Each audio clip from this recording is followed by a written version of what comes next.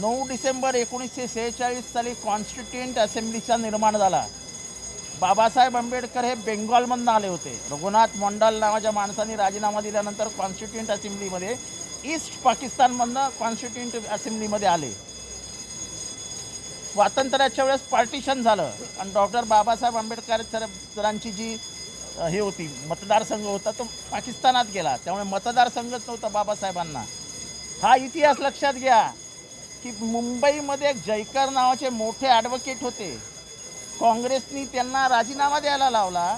Doctor बाबासाहेबांना तिथे उभं केलं आणि ह्या देशातल्या डाव्या पक्षांनी आणि काँग्रेसनी डॉक्टर बाबासाहेब आंबेडकरांना कॉन्स्टिट्युएंट असेंब्लीमध्ये आणलं. त्यांचा पराभव नाही केला. संविधान समितीमध्ये त्यांना आणलं.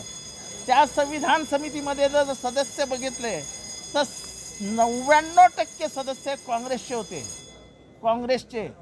असं असताना जवाहरलाल नेहरू आणि महात्मा गांधींमुळे संविधान समितीच्या मसुदा समितीचं म्हणजे ज्यांनी ड्राफ्ट करायला पाहिजे कॉन्स्टिट्यूशन त्याचा अध्यक्ष कोणाला करायचं याची चर्चा झाली. तेव्हा महात्मा गांधी आणि जवाहरलाल यांनी नेहरू यांनी दोघांनी सांगितलं ते कारण डॉक्टर बाबासाहेब आंबेडकरांना द्या. कारण का शोषण आणि शोषित बघितलेला एकमेव माणूस भारतात आहे त्याचं नाव डॉक्टर बाबासाहेब आंबेडकर आहे. तुम्ही कसं म्हणताय काँग्रेसचा काहीच संबंध नाही? 0.1% संबंध आहे ना. हे मुळात जरी केलंच ही काही असेल तरी आत्ता गृहमंत्र्यांनी त्यांचा अपमान करण्याची काय गरज होती?